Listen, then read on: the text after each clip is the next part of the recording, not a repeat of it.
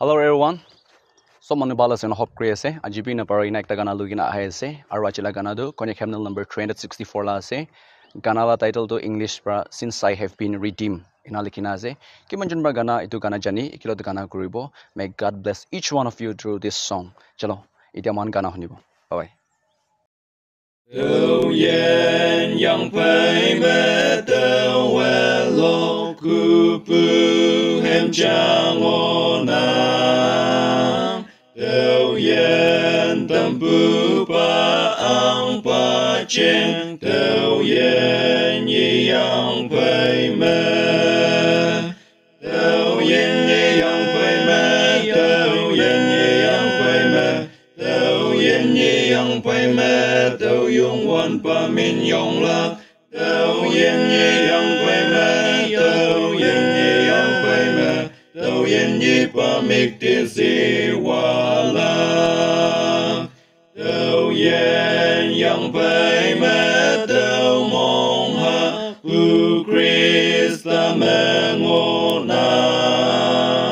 đi mong pu hai tâu chôn la tâu yen yi yang pai me tâu yen yi yang pai me tâu yen yi yang pai me tâu yen yi yang pai me tâu yung wan pa min yong la tâu yen yi yang pai me tâu yen yi yang pai me tâu yen yi pa mik ti si wa la tâu yen yang pai me chine ok pu pa chang o na nhầm pu hay mok pu ma tai la tâu yen yi yang pai me tâu yen yi yang pai me tâu yen yi yang pai me tâu yen yi yang pai me tâu yung wan pa min yong la tâu yen yi yang pai me tâu yen yi yang pai me tâu yen yi pa mik ti si wa la tâu yen yang pai me ngo lang no cha tem yang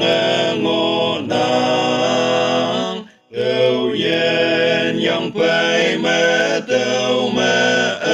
kem yen nang pe ngo lang tâu yen yi yang pai me tâu yen yi yang pai me tâu yen yi yang pai me tâu yung wan pa min yong lak tâu yen yi yang pai me tâu yen yi yang pai me tâu yen yi pa mik ti si wa